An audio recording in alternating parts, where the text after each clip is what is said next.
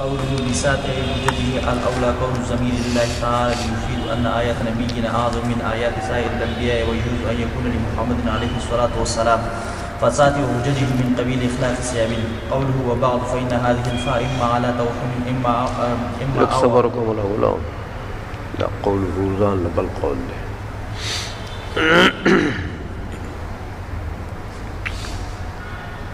یہ شارح نے وہاں پر شرح قائد نصفی میں المؤید بساتع حججہ فرمایا تھا نا. حضور نبی کریم صلی اللہ علیہ وسلم کے ذکر کے بعد صفت لائے تھے کہ المؤید بساتع حججہ.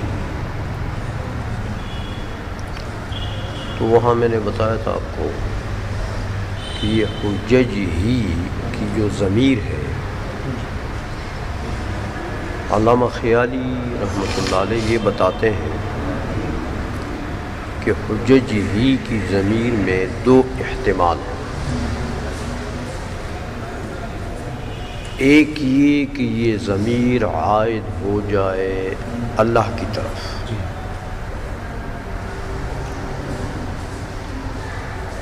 دوسرا احتمال یہ ہے کہ یہ ضمیر عائد ہو جائے حضور کے طرف محمد صلی اللہ علیہ وسلم.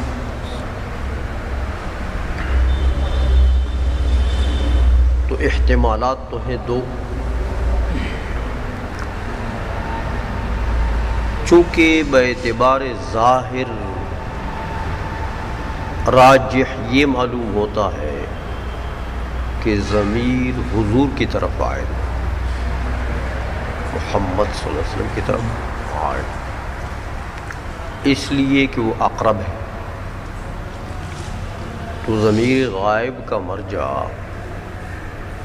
باعتبار قرب وہ اولا ہوتا ہے، اور جو قریب ہو وہ ضمیر سے متبادر الی الذہن بھی ہوتا ہے. اس لیے اولا تو یہ معلوم ہو رہا تھا کہ یہ حجج ہی کی ضمیر راجی ہو کس کی طرف؟ محمد صلی اللہ علیہ وسلم کی طرف بوجہ قرب. لیکن علامہ خیالی رحمۃ اللہ علیہ فرماتے ہیں کہ ایسا نہیں ہے، کیونکہ اگر ضمیر حضور کی طرف عائد کرتے ہو تو ٹھیک تو ہے، صحیح ہے، لیکن راجح نہیں ہے.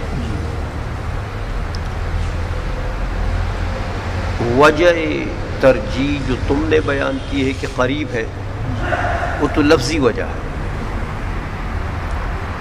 یعنی باعتبار لفظ قریب ہے، اور اصل چیز جو ہے وہ معنی ہے. لفظ تو دال ہے، ٹھیک ہے کہ باعتبار لفظ وہ اقرب ہے، لیکن اصل چیز جو ہے وہ مدلول ہے اور معنی ہے. تو معنی کے لحاظ سے جو زیادہ صحیح ہو، جو زیادہ فوائد کا مفید ہو، وہی اولا ہوتا ہے. تو معنی کے اعتبار سے حجج ہی کی ضمیر علامہ خیالی فرماتے ہیں کہ الاولا کون الضمیر للہ تعالی، ترجیح دیتے ہیں یہ اس کو کہ ضمیر جو ہے حجج ہی کی وہ اللہ کی طرف عائد ہے.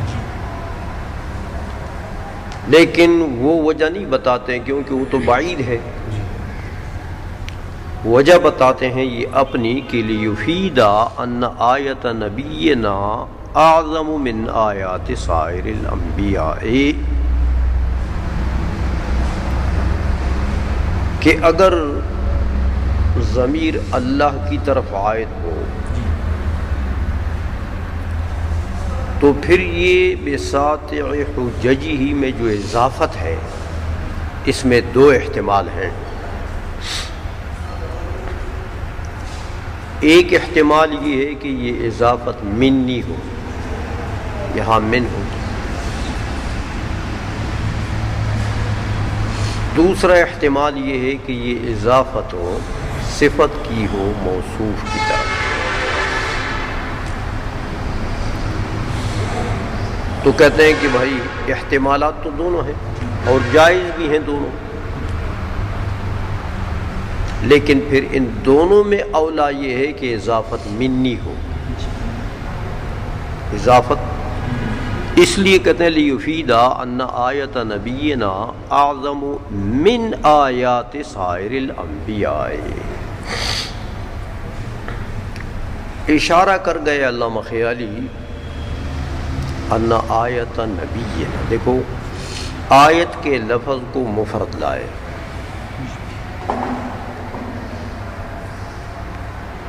اس افراد سے اشارہ کر گئے کہ اضافت جو ہے وہ منی ہے۔ ساطع کے لفظ کو مفرد رکھا، یہ آیت ترجمہ ہے، یہ جو افراد ہے یہ افراد سے اشارہ کر رہے ہیں کس کی طرف؟ اس کی طرف کہ اضافت منی ہے، اس لیے کہ اگر اضافت صفت کی ہو جائے موصوف کی طرف ہو تو حجج ساطعہ ہو جائے گا، تو حجج تو جمع ہے، تو ساطعہ کو صفت لانا پڑے گا پھر جمع کے لیے، تو ساطعہ بھی مانند جمع ہو جائے گا، لیکن یہاں پر انہوں نے مفرد رکھا، تو جب مفرد رکھا تو پتہ لگتا ہے کہ بساطع من حججہ، ساطع اپنی جگہ پر مفرد ہے۔ سمجھئے کہ حضور نبی کریم صلی اللہ علیہ وسلم جو ہے وہ مؤید ہے بساطع من حجج اللہ عز وجل، ہی کی ضمیر جب اللہ کی طرف ہو اور اضافت منی ہو تو اسی طرح عبارت کو رکھو، بساطع من حججہ یعنی من حجج اللہ تعالی، ترجمہ یہ ہو جائے گا نا۔ تو حضور مؤید ہیں بساطع یعنی بآیت، آیت من حججہ، اللہ جل مجدہ کے جتنے حجج ہیں تو وہ حجج ہیں جو معجزات ہیں انبیاء کے، اور اللہ جل مجدہ نے تمام انبیاء کو معجزات تو دیے ہیں، لیکن حضور کا جو معجزہ ہے وہ ساطع ہے، وہ غالب ہے۔ سمجھی؟ تو اللہ کی جتنی آیات ہیں، جتنی معجزات ہیں، ان تمام میں سے حضور مؤید ہیں کس آیت کے ساتھ؟ بساطع من حججہ، یعنی ان آیت نبینا اعظم من آیات سائر الانبیاء، تو ساطع ومن غالب، تو حضور مؤید ہیں کس سے؟ اس آیت سے، اس معجزہ سے جو غالب ہے، من حججہ، اللہ کی جمی حجج سے، تو اللہ کی جمی حجج تو پھر تمام انبیاء کو جو دیے گئے ہیں وہ سارے جمی حجج ہیں، تو ان جمی حجج میں سے حضور کس کے ساتھ مؤید ہیں؟ ساطع کے ساتھ، جو سب پر غالب ہے۔ تو سب پر جب غالب ہوا تو سب سے اعظم ہوا نا، اس لیے ترجمہ یہ کر رہے ہیں کہ لیفیدا، اگر یہ ضمیر اللہ جل مجدہ کی طرف عائد ہو جائے اور اضافت منی ہو جائے، ساطع کی اضافت منی ہو جائے، تو پھر فائدہ یہ حاصل ہو جائے گا کہ ان آیت نبینا اعظم من آیات سائر الانبیاء، سمجھ میں آ گئی یہ بات؟ یہ ترجمہ جو ہے علامہ خیالی نے گویا کہ اس کو ترجیح دے دی۔ باقی اگر یہاں پر اضافت منی نہ کریں، ضمیر اللہ کی طرف عائد کریں اور اضافت منی نہ کریں، اضافت جو ہے وہ صفت کی اضافت و موصوف کی طرف، تو ترجمہ یہ ہوگا کہ بحججہ الساطعۃ المؤید بحججہ الساطعۃ، ضمیر اللہ کی طرف عائد ہے کہ حضور مؤید ہے اللہ جل مجدہ کے حجج کے ساتھ۔ اب آپ پڑھ چکے ہیں کہ جمع کی جب اضافت ہوتی ہے استغراق کے لیے ہوتی ہے، تو ساطع جمی حجج مراد ہے، حجج سے مراد پھر جمی حجج مراد ہے، اور ساطع اس جمی کے لیے کیا ہے؟ صفت۔ تو مطلب یہ ہے کہ اللہ کے جمی حجج جو کہ جمی کا سب کیا ہے؟ ساطع ہے، سب کے سب ساطع، ان کے ساتھ حضور مؤید ہے، ان کے ساتھ حضور، یہ ترجمہ ہو جائے گا اگر الف لام، اگر اضافت جو ہے وہ صفت کی ہو موصوف کی طرف۔ تو علامہ خیالی کے نزدیک یہ ترجمہ جو ہے یہ اولا نہیں ہے، صحیح ہے،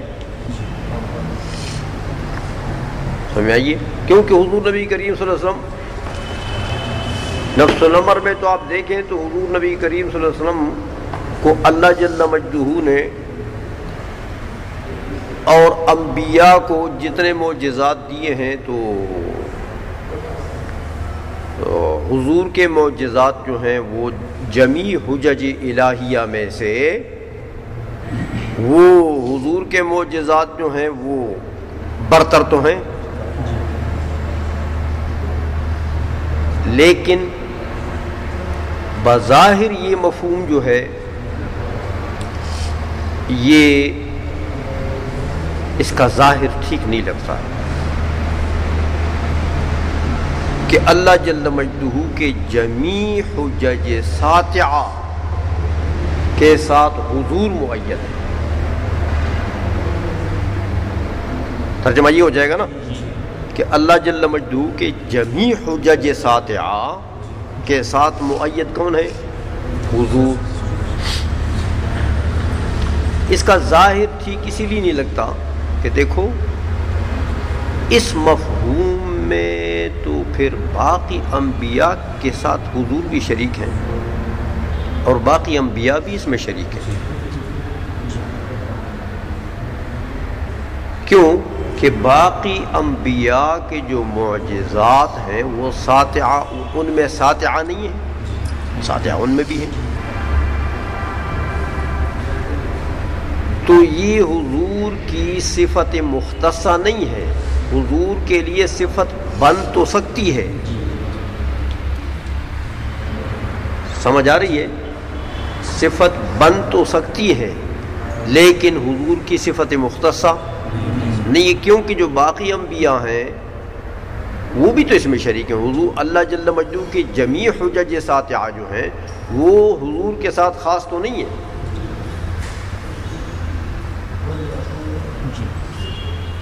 ابراہیم علیہ السلام کے معجزات کو دیکھو، موسیٰ علیہ السلام کے معجزات کے دیکھو، وہ کوئی حجج ساطعہ نہیں ہے کہ فرعون کو لٹا دیا، فرعون جیسے چیز کو جو ہے وہ مغلوب کر دیا، تو یہ حجج ساطعہ، یوں کہنا کہ جمیع حجج ساطعہ کے ساتھ حضور مؤید ہیں، تو اس کا ظاہر ٹھیک نہیں ہے کہ یہ حضور کے صفت مختصہ میں نہیں آتا ہے۔ آئی سمجھ میں؟ ہاں ٹھیک ہو سکتا ہے اس اعتبار سے کہ بھائی حضور نبی کریم صلی اللہ علیہ وسلم کو اللہ جل مجدہ نے جتنے دیے ہیں وہ سب حجج ساطعہ۔ ایک تعویل تعویل بعض علماء اور کرتے ہیں، وہ فرماتے ہیں کہ ایسا ہے کہ ہر نبی کے معجزات کو علیحدہ رکھو۔ موسیٰ علیہ السلام کے جمیع معجزات،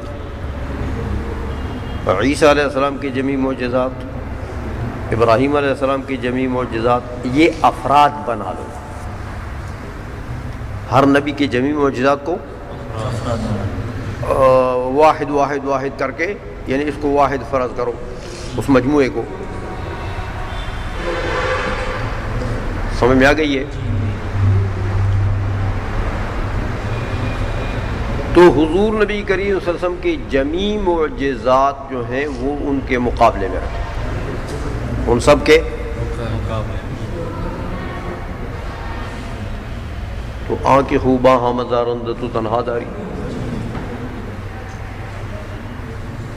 تو وہ جو معجزات ہیں وہ بھی ٹھیک ہے کہ وہ معجزات ہیں، وہ آیات ہیں، ان میں ساتعہ بھی ہیں، لیکن حضور کے معجزات کے بنسبت وہ جو افراد ہیں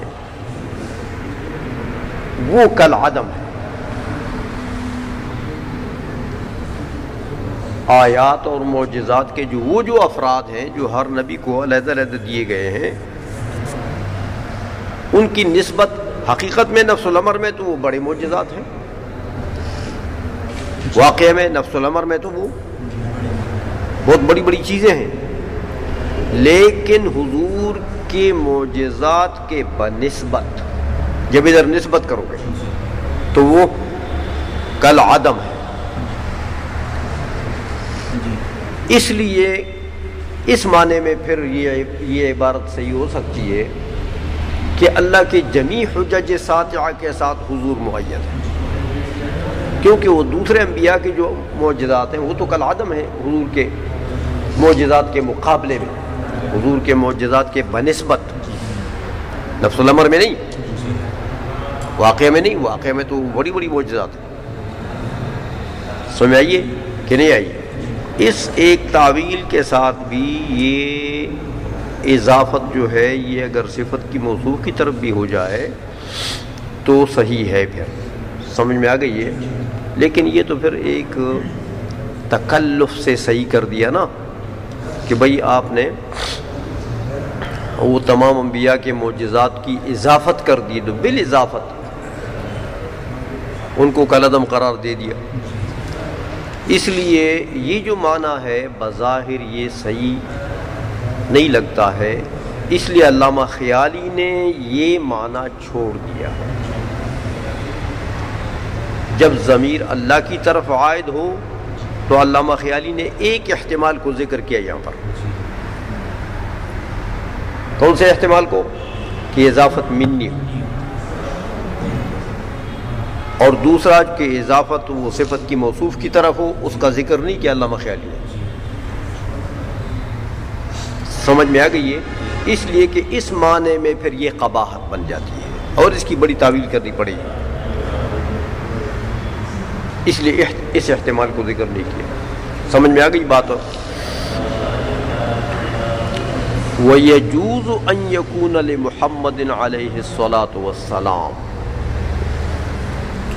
اور کہتے ہیں یہ بھی احتمال ہے کہ ضمیر جو ہے حجج ہی کی وہ عائد ہو کس کی طرف؟ محمد صلی اللہ علیہ وسلم کی طرف، یہ بھی احتمال ہے۔ تو پھر معنی یہ ہوئے کہ المؤید بجمیع حججہ، حضور کی طرف ضمیر عائد ہے کہ حضور مؤید ہیں بساطع حججہ، حضور کے اپنے حجج ساتعہ کے ساتھ، اپنے حجج کے ساتھ۔ اب اس میں پھر وہی دو احتمال ہیں اضافت میں، کہ اضافت یا منی ہو یا اضافت صفت کی ہو موصوف کی طرف۔ ضمیر اگر حضور کی طرف عائد کر دو پھر بھی احتمال وہ دو ہے۔ تو فرماتے ہیں علامہ خیالی کہ یہاں پر اضافت صفت کی موصوف کی طرف ہو جائے تو یہ اولا ہے. اگر ضمیر حضور کی طرف عائد کرتے ہو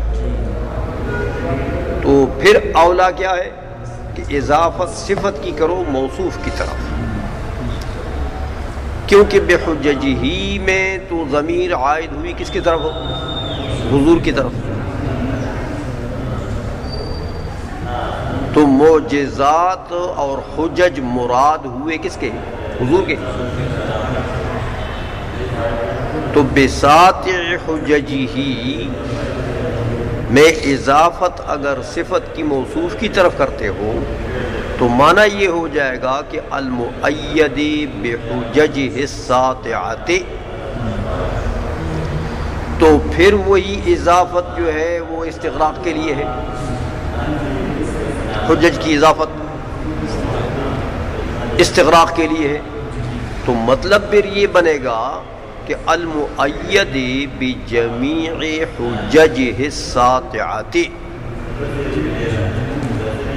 کہ حضور صلی اللہ علیہ وسلم مؤید ہیں حضور کے حجج، حضور کے جمیع حجج ساطعہ کے ساتھ، حضور کے جمیع حجج ساطعہ کے ساتھ. سمجھ میں آ گئی ہے؟ تو پھر جب یہ معنی ہو جائے گا تو اب ٹھیک ہے کہ حضور نبی کریم صلی اللہ علیہ وسلم کی جو جمیع حجج ہے وہ جمیع حجج کیا ہیں؟ ساطعہ ہیں، ساطعہ کے ساتھ موصوف ہے. تو حضور کے جمیع معجزات کیا ہوئے؟ ساطعہ. تو یہ ترجمہ جو ہے یہ بہتر ہے بنسبت اس کے کہ اگر آپ یہاں پر اضافت منی بنائیں، ضمیر حضور کی طرف ہو اور اضافت منی ہو تو معنی پھر یہ بنے گا کہ المؤید بساطع من حججہ، حضور کے جو حجج ہیں نا جتنے بھی ہیں، حضور کے جو حجج ہیں حضور مؤید ہیں ان میں سے صرف 7 حجج کے ساتھ. تو باقی حجج کس کے لیے ہوئے؟ 7 کے ساتھ تو مؤید ہو گئے، ٹھیک ہے. لیکن جو 7 نہیں ہے اس سے حضور مؤید نہیں. کیا خیال ہے؟ باقی جو معجزات ہیں، ایک تو غالب معجزات ہیں نا، جس طرح قرآن ہے، جس طرح شق القمر ہے، تو یہ ایک تو غالب معجزات ہیں. تو یہ تو آ گیا ہے اس میں کہ حضور مؤید ہیں کس سے؟ بساطع من حججہ.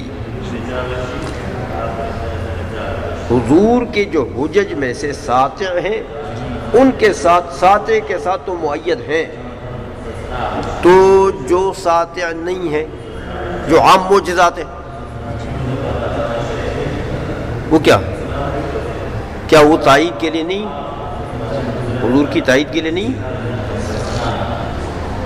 اس عبارت سے تو پھر یہ چیز فہم آتی ہے کہ شاید حضور کی تائید صرف کن معجزات سے ہوئی ہے؟ صرف ساطع کے ساتھ. آپ کے حجج میں سے جو ساطع ہیں ان کے ساتھ وہ مؤید، اور آپ کے حجج میں سے جو ساطع نہیں ہیں ہاں وہ تو پتہ لگا کہ وہ تائید کے لیے نہیں، حالانکہ وہ بھی تو تائید کے لیے. بات سمجھ میں آ گئی ہے؟ اس لیے اس ترجمے میں اگر ضمیر عائد محمد علیہ الصلوۃ والسلام کی طرف ہو اور اضافت آپ منی کر دیں تو گڑبڑ ہو گئی. سمجھ میں آ گئی ہے؟ تو اس گڑبڑ کی وجہ سے علامہ خیالی نے اس معنی کو بھی ذکر نہیں کیا. دیکھا کیا فرماتے ہیں؟ وَيَجُوزُ أَن يَكُونَ لِمُحَمَّدٍ عَلَيْهِ الصَّلَاةُ وَالسَّلَامُ فَسَاطِعُ حُجَجِهِ مِنْ قَبِيلِ أَخْلَاقِ ثِيَابٍ. تو ساطع حجج میں پھر اضافت کیسی ہے؟ صفت کی ہے موصوف کی طرف، جیسے اخلاق سیاب میں ہے، سیاب خالق، تو جس طرح یہاں پر صفت کی اضافت موصوف کی طرف ہو، اسی طرح ساطع کی اضافت پھر کیسی ہوگی؟ صفت کی موصوف کی طرف۔ تو پھر تو معنی بن گیا کہ حضور معین ہیں بجمیع حججہ الساطعہ، آئی سمجھ میں؟ لیکن اگر منی بناتے ہو تو پھر یہ معنی نہیں آ سکتا، پھر تو معنی یہ ہوگا کہ حضور کے حجج میں سے جو ساطع ہیں ان کے ساتھ معین ہے، تو جو غیر ساطع، یہ ایک نقصان اس ترکیب میں تھا، اس لیے علامہ خیالی نے یہاں اس کو ذکر نہیں کیا، وہاں وہ دوسرے کو ذکر نہیں کیا۔ تو ضمیر اگر اللہ کی طرف ہے تب بھی دو احتمال ہیں، ان میں سے ایک جو ہے وہ ذکر کیا، حضور کی طرف ضمیر عائد ہے، دو احتمال ہیں، ان میں سے ایک کو ذکر کیا جو خیالی کے نزدیک اولا تھے۔ سمجھ میں آ گئی ہے؟ تو ان دو کو ذکر کر دیا اور ان دو کو چھوڑ دیا کہ وہ صحیح معنی میں وہ بنتے نہیں، معنی ان کا صحیح نہیں بنتا۔ بات سمجھ میں آ گئی ہے؟ بات سمجھ بخیر اور پھر سے دیکھوں، چلیے بس وبعد توهم أما أو على تقديرها في نسب الكلام بطريق تعويض الواو عنها بعد الحذف على أنه لا منع من اجتماع الواو مع أما كما وقع في عبارة المفتاح في أواخر فن البيان۔ اب خطبہ جب ختم ہوا تو شارح نے پھر وبعد فرمایا تھا، وبعد فإنها تو علامہ خیالی فرماتے ہیں کہ یار یہ جو فا ہے بعدو کے بعد فا، یہ اگر اما موجود ہو، کسی نے یہ کہا ہو کہ اما بعدو، تو وہاں تو اعتراض نہیں ہوتا، ٹھیک ہے، وہ جو اما ہے وہ متضمن معنی شرط ہے، تو فا لانا پھر ٹھیک، لیکن یہاں تو اما نہیں ہے، یہاں تو شارح نے فرمایا وہ بعدو، تو جب اما نہیں ہے تو پھر یہ فا لانے کا کیا مطلب؟ فإنہ سمجھ میں آ گئی ہے؟ تو علامہ خیالی نے بھی پہلے وہ دو جواب دیے جو عام طور پر لوگ دیتے ہیں، انہوں نے بھی بس تردن للباب دونوں کا ذکر کرتے ہیں، فرماتے ہیں کہ بھائی فإن هذه الفاء اما علی توہم اما، یا جو فا ہے یہ تو توہم اما پر مبنی ہے، توہم اما کا معنی میں نے آپ کو بتایا، یاد ہے کہ گویا کہ وہم نے عقل کو دھوکے میں ڈال دیا کہ یار یہ تو اما، چونکہ یہاں پر عموماً ایسا جب یہ خطبہ ختم ہو جائے تو بعدو کا جب ذکر آتا ہے تو اکثر و بیشتر اس مقام میں اما ہوتا ہے۔ عام خطبہ اپنے خطبوں میں یا مصنفین اپنے خطبوں کے بعد کیا کہتے ہیں؟ اما بعد، تو چونکہ یہ مقام اما کا تو ہے، مقام اما کا تو ہے، تو اس لیے وہ ہم نے عقل کو دھوکہ دے دیا کہ اس نے بھی یہ سمجھ لیا کہ یار شاید اس شاعر نے بھی اما کہہ دیا ہے، سمجھ آئیے؟ تو مقام کی وجہ سے کہ یہ مقام اماں کا تو ہے، تو پھر شاید میں نے اماں کہہ دیا ہے تو فائنہ شارع کے وہم میں کیا آیا، شارع کی عقل میں وہم کی تقلید کی وجہ سے کیا آیا کہ اماں شاید میں نے کہہ دیا تو فائنہ، تو فالے آئے. لیکن یہ توہم کا یہ معنی کرنا جو ہے نا، یہ تو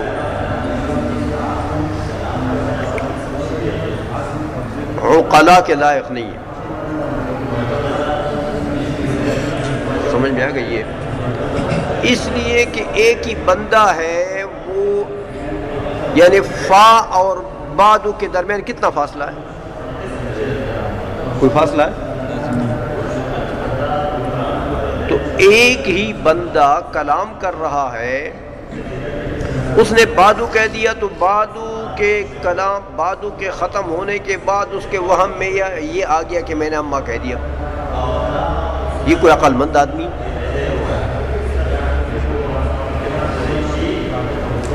ایسا کر سکتا ہے کہ میں نے اماں کہہ دیا؟ تو فا، اس لیے یہ عام ترجمہ تو کرتے ہیں لوگ توہم اماں کا، لیکن توہم اماں کا یہ ترجمہ کرنا ٹھیک نہیں ہے. اتنی بڑی غلطی تو کوئی نہیں کرتا ہے نا بھائی، یہ تو بچہ بھی ایسا نہیں کر سکتا کہ با عین دال، یہ دو تین حرف ہے نا. اتنا حافظہ کمزور تھا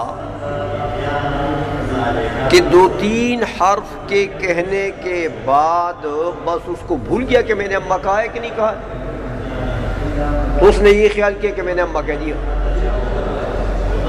یہ کوئی عقل مند آدمی کی شان کے لائق بات ہے؟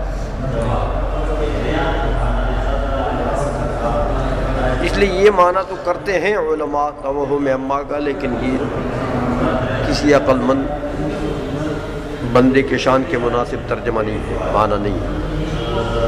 البتہ ایک معنی علماء اور کرتے ہیں توہم اماں کا،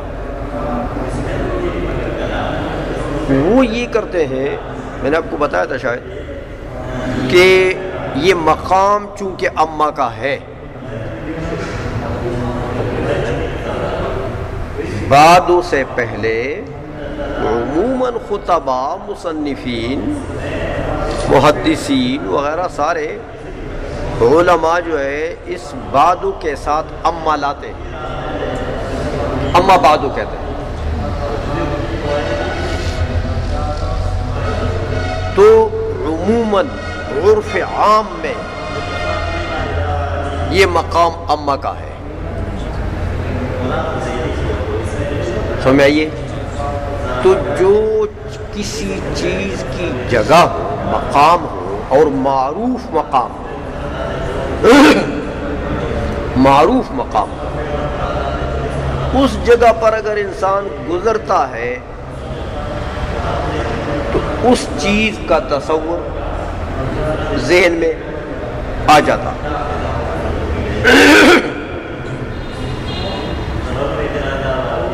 دیکھو آپ جب پشاور جاتے ہیں تو جب آپ رنگ روڈ سے گزرتے ہیں تو جس نے رحمان بابا کی زیارت ایک مرتبہ کی یا خونی درویزہ رحمۃ اللہ علیہ کی زیارت ایک مرتبہ کی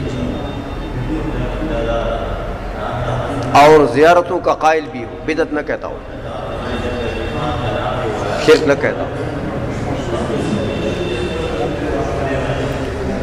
تو وہ بندہ جب رنگ روڈ سے گزرتا ہے تو یہ بتاؤ کہ خونی درویزہ رحمۃ اللہ علیہ کے مزار کا تصور آتا ہے کہ نہیں آتا؟ کہ یار رحمان بابا کا تصور آتا ہے کہ نہیں آتا؟ آ جاتا ہے نا، قدرت کی بات ہے. یعنی ایک مقام ایسا ہے کہ وہ رحمان بابا کے لیے معروف ہے، تو عرف عام میں کہ یہ رحمان بابا کا مزار ہے، یہ جگہ ہے، اخونی درویزہ رحمۃ اللہ کا مزار ہے، یہ جگہ ہے، تو اس جگہ کے قریب یا اس کے ساتھ جب انسان گزرتا ہے تو اس کا تصور تو ذہن میں آتا ہے. یا آپ کا ایک قریبی دوست ہو، وہ مر گیا، اس کے جنازے میں آپ گئے، جنازہ بھی کیا، اس کو دفن کیا مقبرے میں، اب کہیں کسی زمانے کے بعد اسی مقبرے سے راستے سے آپ کا گزر ہوا، تو آپ جب وہاں راستے سے گزرتے ہیں تو اپنے دوست کا وہ تصور ذہن میں آئے گا کہ نہیں آئے گا؟ کیوں آ گیا؟ اس لیے کہ وہ مقام معروف ہے آپ کے دوست کے مزار کا. سمجھ آئیے؟ تو یہ ایک فطری قانون ہے کہ عرف عام میں جو جگہ جس چیز کے لیے مختص ہو، اس جگہ سے جب انسان گزرتا ہے تو اس چیز کا تصور آ جاتا ہے. تو یہ جگہ بادو جو ہے خطبوں کے بعد، یہ بادو جو ہے یہ مقام ہے کس کا؟ اما کا، اور یہ معروف بات ہے. تو یہاں سے جو بھی بندہ گزرتا ہے بادو کہتا ہے تو اما کا تصور ذہن میں آتا ہے. وہ جو ذہنی اما ہے اس کے جواب میں یہ فاق شاری بھی جب گزرا یہاں سے تو اس کے بھی ذہن میں اما آ گیا، تو اس اما متصورہ کے جواب میں یہ فاق ہے. اس لیے اس کو اما متصورہ کہنا چاہیے کہ اما کا تصور آ گیا. لیکن متوہمہ اس معنی میں نہیں کہتے کہ وہم نے عقل کو غلطی میں ڈال دیا، جس طرح یہ پہلے معنی میں نے آپ کو بتا دیا. یہ پہلے معنی والے کو غلطی لگی اسی سے ہے، اسی لفظ سے، کہ یہ متوہمہ کا جو لفظ ہے یہ تو وہم سے ہے نا. تو اس کو قوت وہمیہ، وہ جو حواس خمسہ میں سے ہے باطنہ، اس قوت وہمیہ کو دخل ہے اس میں. اس قوت وہمیہ نے عقل کو غلطی میں ڈالا، یہ ترجمہ کیا انہوں نے. حالانکہ یہ ترجمہ نہیں، متوہمہ اس کو اس لیے نہیں کہتے ہیں. متوہمہ اس کو اس لیے کہتے ہیں کہ وہم بھی از قسم تصور ہے. وہم بھی قسم ہے کس کا؟ تصور کا. تو متصورہ کہنا تھا تاکہ صاف ہو جائے مسئلہ، لیکن بعض علماء نے اس کو متوہمہ کہہ دیا اس معنی میں کہ وہ وہم بھی تو تصور ہے.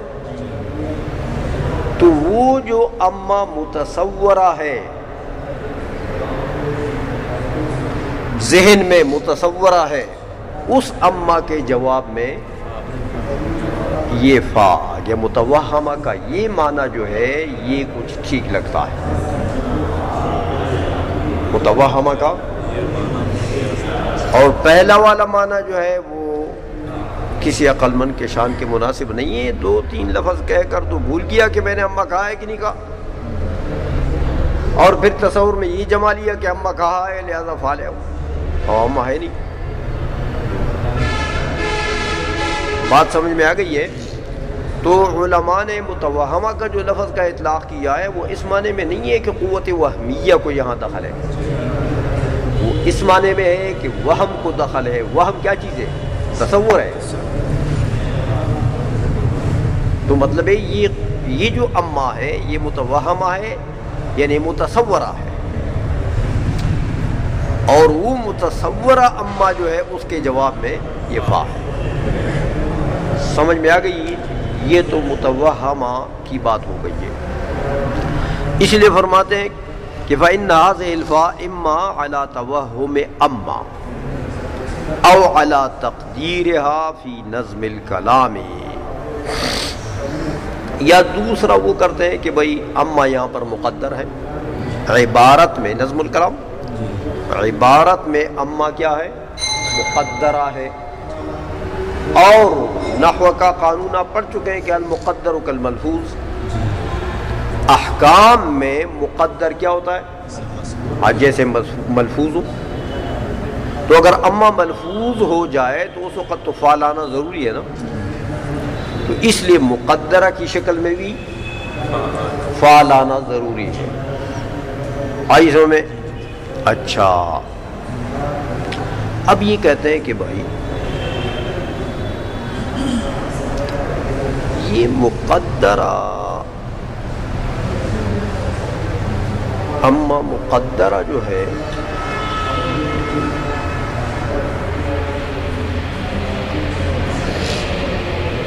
یہ اما تو مقدرہ کیا ہوا؟ کل ملفوظ ہو گیا جیسے لفظ میں ذکر ہے. جیسے لفظ میں جیسے اما بعد کسی نے کہہ دیا تو اما بعد کے جواب میں فعل ہے، ایسا ہو گیا. تو کہتے ہیں کہ بھائی وہ اعتراض پڑھ چکے تھے نا آپ، میں نے بتایا تھا وہاں پر. ہاں کہ اما کے بعد جو فا آتی ہے وہ تو اس وقت آتی ہے کہ فا کے بعد صیغہ طلب ہو. امر ہو یا نہیں ہو. اور ما قبل جو ہے فا کا وہ منصوب ہو اسی امر یا نہیں کے صیغے سے، وہ اس میں عامل ہو. جیسے وہ مثال دی تھی نا. ہاں تو یہ تو قانون ہے اس طریقے سے ہے. تو یہاں تو فا کے بعد کوئی امر کا صیغہ نہیں ہے. تو یہ فا کیوں لے آئے؟ جواب دیا تھا میں نے، یاد ہے آپ کو؟ کیا جواب تھا؟ ہاں کہ یہ فا کے وجوب کا قاعدہ ہے کہ فا لانا واجب ہوتا ہے پھر جب اس کے بعد صیغہ طلب ہو اور ما قبل کو وہ نصب دے رہا ہو، تو اس صورت میں فا لانا کیا ہے؟ واجب ہے. تو وجوب کے لیے قاعدہ ہے، جواز کے لیے تو قاعدہ نہیں ہے. جواز تو اس کے علاوہ بھی کیا جا سکتا ہے جیسے یہاں پر ہے. آئی سمجھ؟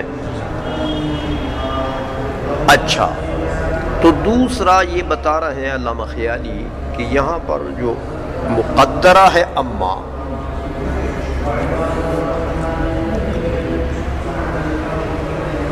ایسے بھی اما کو تو مقدر مانا جا سکتا ہے. تقدیرات فی العبارات تو ہوتی ہیں، آپ کو پتہ ہے. بلیغ عبارتوں میں بعض الفاظ مقدر ہوتے ہیں، تو اگر اس کے کوئی عوض نہ بھی ہو، یعنی اس کے عوض میں اس محذوف اور مقدر کے عوض میں کوئی چیز نہ بھی آئی ہو، تو تقدیر ماننا تو پھر بھی ٹھیک ہوتا ہے جب مقام اس کی صلاحیت رکھے. جیسے واسأل القریہ تھا، تو آپ یہاں پر محذوف مانتے ہیں کیا چیز؟ اہل القریہ. تو اس اہل جو یہاں پر مقدر ہے، آیا اس اہل کے عوض میں کوئی چیز آئی ہے؟ نہیں. اس کے عوض میں کوئی چیز موجود نہیں ہے، لیکن اس کو پھر بھی مقدر ماننا صحیح ہے. سمجھ میں آ گئی ہے؟ تو مقدر ماننا کے لیے کوئی ضروری نہیں ہے کہ اس کے عوض میں کوئی چیز آ جائے. لیکن علامہ خیالی کہتے ہیں کہ یہاں پر عوضیت کا معنی بھی ہو سکتا ہے کہ اما کو حذف کر دیا گیا اور اس کے جواب میں یہ وبعد کا جو واو نہیں ہے، یہ واو لے آئے. یہ واو اما کا عوض ہے. اس لیے کہتے ہیں کہ کہ بطریق تعویض الواو عنہا بعد الحذف، کہ اس اما کو حذف کر دیا گیا. اما بعد تھا، ذکر تھا کلام میں، لیکن اس اما کو حذف کر دیا گیا، تو اس کے عوض میں یہ واو لے آئے. سمجھ آئیے؟ تو یہاں مطلب یہ ہے کہ پھر یہ قانون ہوتا ہے، آپ پڑھ چکے ہیں کہ جب عوض آ جائے تو پھر حذف واجب ہوتا ہے. سمجھ آئیے؟ کیونکہ عوض اور معوض عنہ دونوں کا اجتماع تو محال ہے، جائز نہیں ہے. سمجھ آئیے؟ تو پھر علامہ خیالی کا مطلب یہ ہوا کہ گویا کہ اس مقام پر اما کا حذف واجب ہے، کیونکہ اس کا عوض موجود ہے. بات سمجھ میں آ گئی ہے؟ اس کا عوض موجود ہے.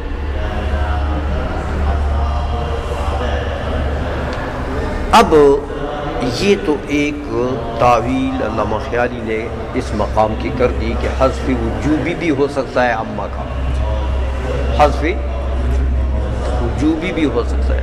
لیکن کہتے ہیں دیکھو یہاں ایسا ہے، میں نے یہاں کے لیے نقطہ بیان کیا. علامہ خیالی کیا کہتے ہیں؟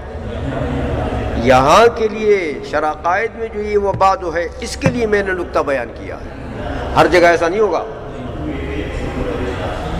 ہر جگہ ایسا نہیں ہو کہ جہاں اما ہوگا تو اما کے عوض میں واو ہوگا.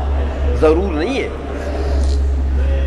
کہ اما کے عوض میں واو ہو، کیونکہ اگر وہ عوض معوض عنہ ہر جگہ بن جائیں تو پھر تو ان کا اجتماع جائز نہیں ہوگا. حالانکہ اجتماع بھی جائز ہے.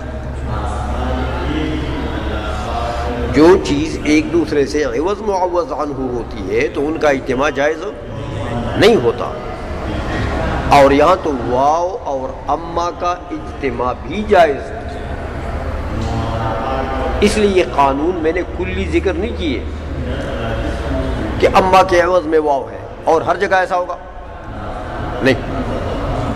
اس لیے فرماتے ہیں کہ اعلیٰ، اس کے علاوہ یہ بات یاد رکھو کہ انہ لا منع من اجتماع الواو مع اما. سمجھ میں آئیے کہ واو اور اما کے درمیان میں اجتماع سے کوئی مانع نہیں ہے.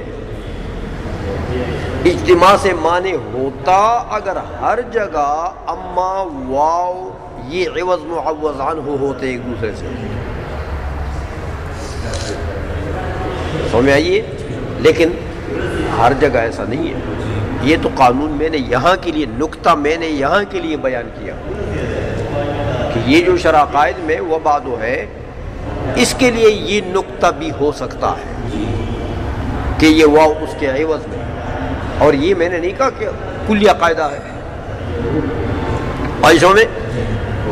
اس لیے کہتے ہیں دیکھو کما وقع فی عبارت المفتاح فی اواخر فن البیان، جیسے مفتاح جو ہے سکاکی کی اس کے اواخر فن بیان میں وہ اما بعد. سمجھئے؟ تو وہ اما، اب وہاں اس نے واو اور اما دونوں کو اکٹھا کر دیا، ذکر کر دیا، دونوں کو جمع کر دیا. حالانکہ سکاکی جو ہے وہ بڑا بلیغ آدمی ہے، علم بلاغت کا ایک بہت بڑا ماہر آدمی ہے. اسی لیے تو اس نے بلاغت میں کتاب لکھی ہے، اور کتاب بھی ایسی لکھی ہے کہ ایک بنیاد ہے بلاغت کی. جتنی کتابیں تقریباً سب اسی سے استفادہ کرتے ہیں. سمجھ آئیے؟ تو وہ اس فن کے گویا کہ ماہر آدمی ہے، حاذق آدمی ہے. تو اگر ایسا کوئی قانون ہوتا کہ ہر جگہ اما واو کے اما اور واو جو ہیں وہ ایک دوسرے سے عوض معوض عنہ ہوتے تو پھر سکاکی تو جمع نہ کرتا نا. اتنا بلیغ آدمی تو کم از کم واو اور اما کو جمع نہ کرتے. لیکن جب انہوں نے جمع کی ہے تو دلیل ہے کہ بھئی یہ ہر جگہ عوض اور معوض عنہ نہیں. آئی سمجھ میں بات ہو؟ اس لیے کہتے ہیں کما وقع فی عبارت المفتاح فی اواخر فن البیان. ہو گیا؟